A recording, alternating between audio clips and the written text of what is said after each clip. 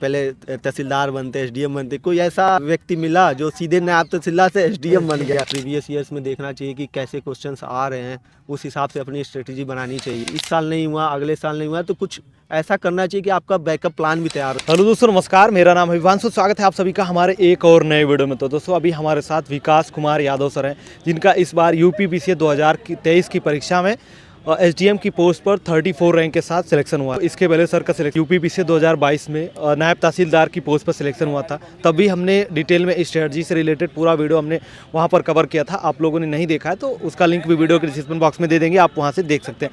आज के इस वीडियो में जानेंगे कि जैसे कि जब नायब तहसीलदार की पोस्ट पर सिलेक्शन होने के बाद ये अभी मतलब अपनी जॉब भी कर रहे हैं, वहाँ ट्रेनिंग वगैरह कंप्लीट करने के बाद पोस्टिंग भी मिल चुकी है और पेपर 5 और 6 जीएस का जो था वो भी नया था। तो कैसे इन्होंने तैयारी की, सब कुछ आज के इस वीडियो में डिटेल में कवर करने वाले हैं। बस आप लोग वीडियो में एंड तक बने रहिएगा। एंड चैनल पर पहली बार है, चैनल को सब्सक्राइब जरूर कर लीजिएगा। सबसे पहले तो सर बहुत बहुत स्वागत है। धन्यवाद।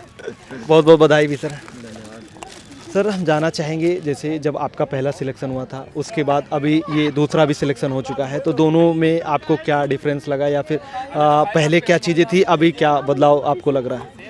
पहला सिलेक्शन तो खास होता ही है, वो तो कोई डाउट नहीं है, लेकिन इस सिलेक्शन के बाद से लग गया कि बहुत जल्दी लोग प्रमोशन की बात चलती रहती थी नायब तहसीलदार में कि कब होगा कब नहीं होगा, और जस्ट 6 महीना बाद मैं एसडीएम बन गया।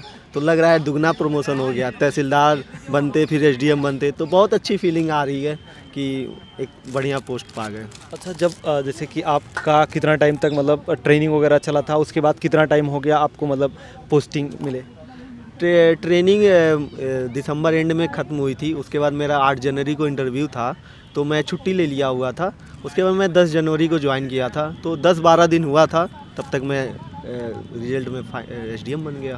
अच्छा सर, कहीं मतलब जैसे कई बार क्या होता है कि मान लीजिए सिलेक्शन पहले हो जाता है किसी पोस्ट पर, वो भी ठीक ठाक पोस्ट नायब तहसीलदार की पोस्ट पर सिलेक्शन हुआ था, तो ये नहीं लगा कि मतलब चलो अच्छी पोस्ट पे एक सिलेक्शन हो गया है, थोड़ा बहुत सारे लोग को ये भी नहीं मिल पाता, तो मतलब तैयारी आपने उसके बाद भी कंटिन्यू रखी, तो कैसे मतलब तैयारी आपने की, क्या मतलब कठिनाइयाँ रही या फिर मतलब चीज़ें स्मूथ चलती रही? नहीं, सिलेक्शन के बाद तो जाहिर सी बात है कि लोग सिलेक्शन के सेटिस्फेक्शन वाला आ जाता है, तो शुरू में रहता है, लेकिन एक पॉइंट ऑफ के बाद लगता है कि इस सेम एग्ज़ाम से लोग एसडीएम भी बन रहे हैं, नायब तहसीलदार भी बन रहे हैं, तो क्यों ना तैयारी को कंटिन्यू रखा जाए, डायरेक्ट एसडीएम बने।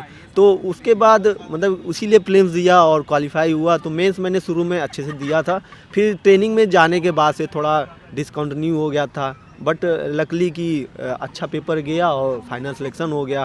लेकिन जॉब में जाने के बाद थोड़ा टफ हो जाता है, क्योंकि सुबह से शाम तक बिजी रहते हैं लोग ऑफिस में ही, और कई जैसा कि नायब तहसीलदार फील्ड जॉब है, तो कई बार जाना होता है जांच वूँच में, तो टाइम कम मिलता है, तो चैलेंजेस बढ़ जाते हैं। तो इस हिसाब से देखा जाए तो मुझे लगता है कि तैयारी कंटिन्यू करना बहुत ही डिफ़िकल्ट था। तो मुझे लगता है उसमें निराशा भी आता था कभी कभी कि क्या पता नायब तहसीलदारी में ही ना रहे, एसडीएम बनने का टाइम ही नहीं मिल रहा है, तो ये चीज़ रहती थी।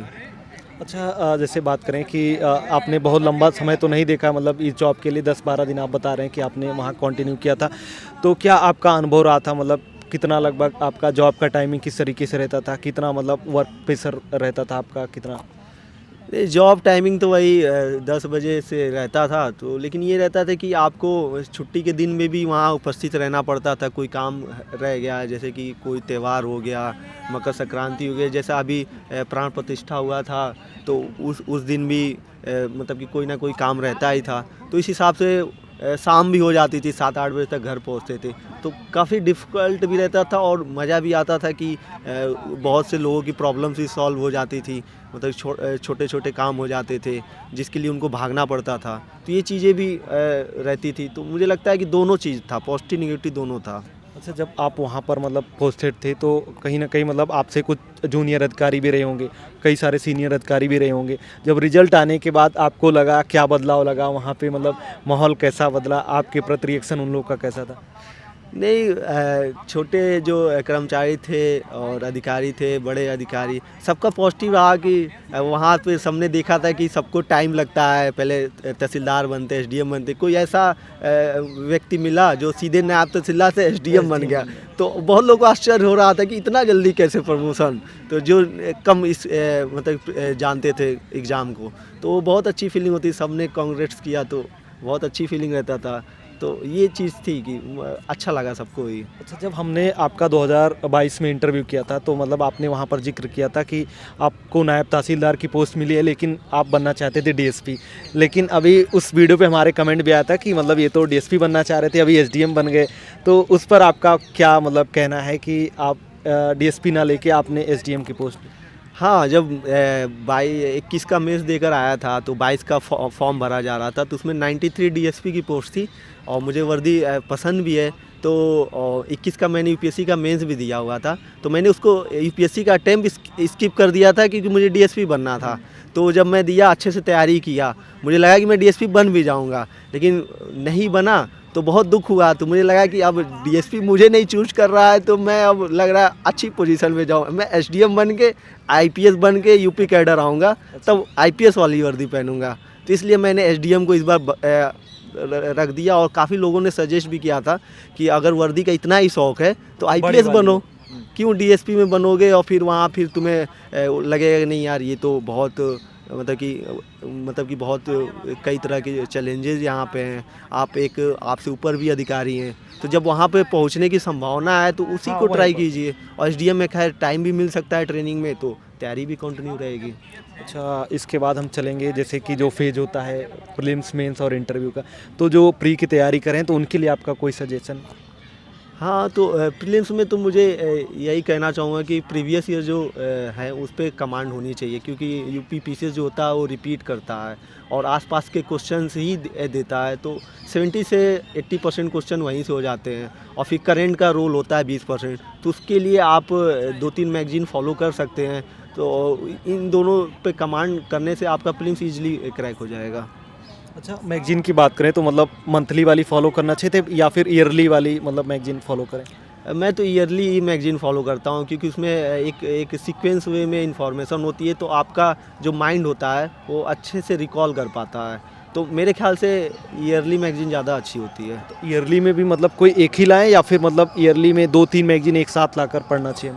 मैं तो 3-4 मैगजीन फॉलो करता था, लेकिन एक मैगजीन ख़त्म करने के बाद दूसरी स्टार्ट करता था और उसके बाद कोई चीज़ छूट जाती थी तब मैं तीसरी मैगजीन से वो देख लेता था कि क्या क्या छूट गया है, क्या क्या इंडेक्सेस रह गए हैं, क्या क्या थीम्स रह गई हैं, उन सब का एक अलग से देख लेता था। और बाकी मेंस की स्ट्रेटजी की बात करें, किस तरीके से आंसर राइटिंग प्रैक्टिस वगैरह करनी चाहिए कि मतलब आंसर वगैरह हमें मतलब इम्प्रूव पर डे करते रहें उसके लिए? आंसर राइटिंग के लिए तो सिलेबस तो पहले अच्छे से तैयार होना चाहिए, टॉपिक वाइज तैयार होना चाहिए, प्रीवियस ईयर्स में देखना चाहिए कि कैसे क्वेश्चंस आ रहे हैं, उस हिसाब से अपनी स्ट्रेटजी बनानी चाहिए और टेस्ट सीरीज को ज्वाइन कर लेना चाहिए, जहाँ पे डेली टेस्ट होते हैं या वीकली टेस्ट होते हैं, जैसा आपको अच्छा लगे।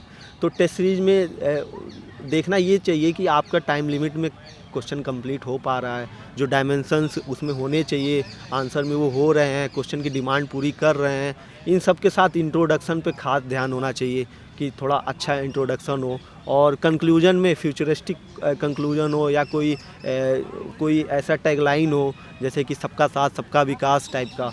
तो ये सब चीज़ें प्रभावित करती हैं जो कॉपी चेकर होता है। अच्छा सर, जैसे कि जब मेंस का एग्ज़ाम देते हैं तो 2 तरीके की चीज़ें होती हैं। मान लीजिए कभी कभी क्या होता है कि कोई ऐसा क्वेश्चन आ गया जिसका उत्तर हमें मतलब उसके आगे पीछे का कुछ ना पता हो, और कई बार ऐसा होता है कि मान लीजिए 20 क्वेश्चन है, 20 में कंप्लीट नहीं हो पा रहा है, 18-19 हो जा रहा है, तो दोनों पे मतलब क्या रिएक्शन हमारा होना चाहिए लिखते हैं? मेरे ख्याल से तो पहला तो कंप्लीट करने का ट्राई करना चाहिए। अगर नहीं हो पा रहा है तो कुछ फ्लो चार्ट डायग्राम से उसको क्वेश्चन की जो डिमांड है, जो आंसर है, उसको पूरी कर देनी चाहिए। और एक उन्होंने पूछा जो नहीं आ रहा है, जैसे ब्लू मून का क्वेश्चन आया हुआ था, वो मुझे नहीं आ रहा था कि ब्लू मून में मतलब कि सूर्य ग्रहण या चंद्र ग्रहण से बनता है, तो मैंने उसको आधे पन्ने में, एक पन्ने में लिख के ख़त्म कर दिया था कि उसको मैंने घुमाया नहीं क्वेश्चन, क्योंकि मुझे बिल्कुल नहीं आ रहा था।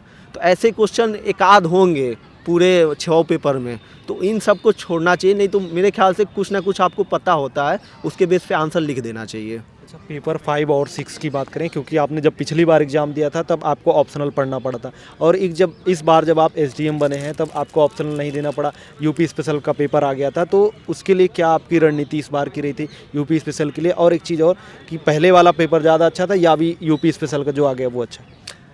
यूपी स्पेशल आने से ज़्यादा अच्छा ये हुआ है कि सब एक इक्वल प्लेटफॉर्म पे आ गए हैं। किसी को कोई ये दिक्कत नहीं है कि इस ऑप्शनल में ज़्यादा आ रहे हैं, उस ऑप्शनल में कम हो रहा है, स्केलिंग हो रही है नहीं हो रही है। तमाम मुद्दे रहते थे, जिनका अच्छा होता था वो कहते थे हमारा अच्छा है, जिनका बुरा होता था वो कहते थे बुरा होता था। तो काफ़ी चीज़ें लोगों में मतलब कि प्रॉब्लम्स रहती थी कि क्या होगा क्या नहीं होगा कैसा होगा। लेकिन GS 5-6 आने से सब एक प्लेटफॉर्म पे आ गए हैं, तो वो तैयारी सबको अब सेम करनी पड़ेगी। और ये इससे और ये हो गया है कि आपको यूपी में रह के जॉब करनी है, तो यूपी के बारे में अच्छी नॉलेज भी होनी चाहिए। तो इससे क्या होगा कि अच्छे से अपनी जॉब कंटिन्यू कर पाएंगे। और आपने क्या इसके लिए पढ़ा था, मतलब यूपी स्पेशल की बात करें पेपर 5 और 6 के लिए? पेपर 5-6 तो शुरू में तो कंटेंट नहीं मिल पाया था, और मैं प्रीलिम्स के बाद ही यूपी स्पेशल पे अपना ध्यान लगा दिया था। तो मैं एक बुक आई थी राकेश सारस्वत जी की, उनकी देख लिया था। उनका 5 में अच्छा कंटेंट था, 6 का उतना अच्छा नहीं था, वहाँ से कर लिया। फिर ऑनलाइन टॉपिक को सर्च करता था, फिर उससे मैं अपना नोट्स बनाता था। तो ये सब चीज़ करके, और मेक IAS में टेस्ट सीरीज़ थी 26 टेस्ट का यूपी स्पेशल का, वो करके मैंने अपना कंप्लीट कर लिया था। और बाकी कुछ सजेशन आपका रहेगा जो हमारे साथ व्यूअर्स जुड़े हैं जो इस फील्ड में अपनी तैयारी कंटिन्यू करें PCS के लिए?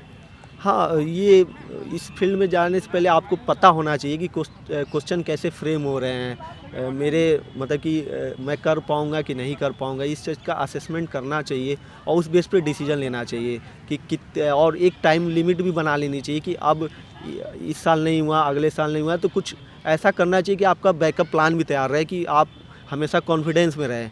नहीं तो आप कुछ समय के बाद लोग कॉन्फिडेंस लूज करने लगते हैं। तो मेरे ख्याल से एक ऐसा होना चाहिए, टाइम होना चाहिए कि उसके बाद आपको बैकअप ऑप्शन पे भी ध्यान देना चाहिए। ओके सर, आपका बहुत बहुत धन्यवाद कि आपने हमारे व्यूअर्स को इतनी अच्छी गाइडेंस दी, और भविष्य के लिए सर आपको बहुत सारी शुभकामनाएं। धन्यवाद, आपके व्यूअर्स को भी धन्यवाद। तो दोस्तों वीडियो कैसा लगा आप लोग एक बार कमेंट करके जरूर बताना। यदि अच्छा लगा हो तो लाइक कमेंट और शेयर जरूर कर दीजिएगा। चलिए फिर मिलते हैं अपने नेक्स्ट वीडियो में, तब तक के लिए जय हिंद, वंदे मातरम।